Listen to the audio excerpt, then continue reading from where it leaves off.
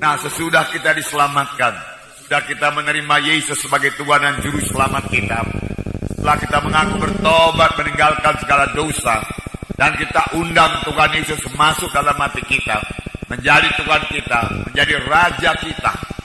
Saudara, kita juga harus hidup bersama-sama dengan Yesus. Kita tidak hidup sendiri lagi, kita tidak berjalan sendiri, tetapi kita hidup bersekutu dengan Tuhan Yesus. Yesuslah kehidupan kita. Biarlah kehidupan daripada Tuhan terus mengalir kepada kita. Saudara, sesudah selamat, persekutuan tiap-tiap anak-anak Tuhan harus bertambah intim dengan Tuhan. Tiap-tiap anak Tuhan harus tiap-tiap hari bersekutu dengan Tuhan. Tiap-tiap anak Tuhan harus selalu merasakan kehadiran Tuhan. Tuhan yang kita sembah itu Tuhan yang hidup. Kita harus selalu merasakannya di dalam hidup kita sehari-hari. Satu persekutuan yang terus-menerus, satu persekutuan yang berkesinambungan, di mana pimpinan Tuhan berlaku atas kita, di mana kita mendengar suara Tuhan dan mematuhi suara Tuhan dalam hidup kita. Benarlah seperti yang dikatakan oleh Yohanes, bahwasanya persekutuan kita dengan Tuhan Yesus begitulah eratnya, begitulah intimnya, sampai dikatakannya sama seperti carang dengan batang anggur. Dalam Yohanes 15 ayat 4 dan 5 dikatakan, tinggallah di dalam aku dan aku dalam kamu. Sama seperti ranting tidak dapat berbuah dari dirinya sendiri kalau ia tidak tinggal pada pokok anggur, demikian juga kamu tidak berbuah jikalau kamu tidak tinggal dalam aku. Tuhan Yesus berkata kita harus tinggal dalam Dia. Yesus tinggal dalam kita, kita tinggal dalam Yesus. Yesus dalam hati kita, kita dalam Yesus. Ayat 5. Akulah pokok anggur dan kamulah ranting-rantingnya.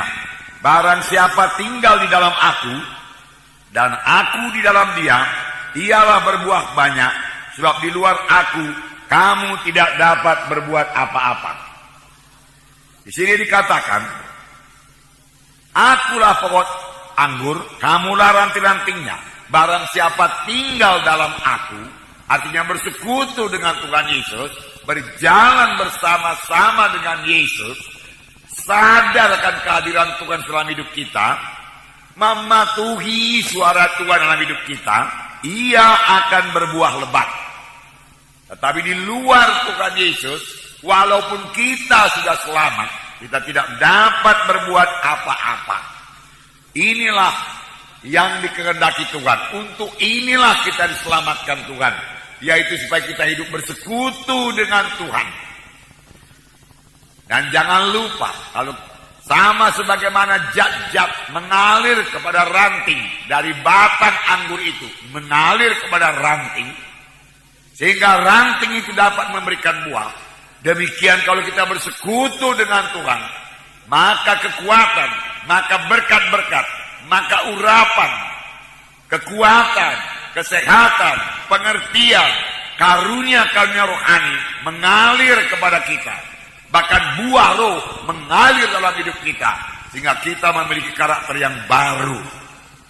Nah, persekutuan yang erat dengan Tuhan ini, saudaraku, menghasilkan satu gaya hidup baru. Gaya hidup anak-anak Tuhan yang lain daripada orang dunia ini. Firman Tuhan juga berkata, janganlah kamu menjadi serupa dengan orang dunia ini. Hidup kita harus lain daripada hidup orang dunia ini. Bisakah kita tidak berbuat dosa? Jawabannya bisa. Tetapi bisakah seorang anak Tuhan jatuh lagi kepada dosa? Memang seorang anak Tuhan masih bisa jatuh kepada dosa sepanjang dia menyerah kepada pencobaan itu. Tetapi kalau dia menetapkan hati untuk tidak berdosa, dia pasti menang. dan Tuhan bersukacita. Roh Kudus bersukacita dan memberikan kekuatan dan kemenangan kepadanya. Hai anakku, janganlah kamu berbuat dosa. Dosa itu membawa akibat. Dosa membawa kekalahan. Dosa membuka pintu bagi setan. Penyakit bisa datang, kekalahan bisa datang. Karena ada dosa. Oleh sebab itu, firman Tuhan berkata, jangan berbuat dosa. Kita bisa menang melawan dosa sesudah kita lahir baru. Sesudah kita selamat, kita bisa menang melawan dosa. Karena kita tidak sendiri lagi. Ada Tuhan Yesus dalam saya. Ada Tuhan Yesus dalam saudara. Dengan Yesus dalam saudara, saudara bisa menang terhadap dosa. Tidak tahukah kamu bahwa kamu adalah rumah Roh Kudus? Roh Kudus dalam saudara sangat kuat. Saudara pasti menang terhadap dosa kalau saudara menetapkan hati untuk tidak berdosa. Nah, firman Tuhan berkata, hidup anak-anak Tuhan adalah hidup yang berkuasa. Oleh karena satu orang, yaitu Adam, maka semua manusia dikalahkan oleh dosa. Tetapi lebih benar lagi, oleh karena satu orang, yaitu Tuhan Yesus Kristus, kita akan hidup dan berkuasa. Oleh karena satu orang itu, yaitu Yesus Kristus. Adam membawa kita menjadi hamba dosa. Tetapi Tuhan Yesus membawa kita menjadi hamba kebenaran. Jadi tidak perlu jatuh lagi kepada dosa.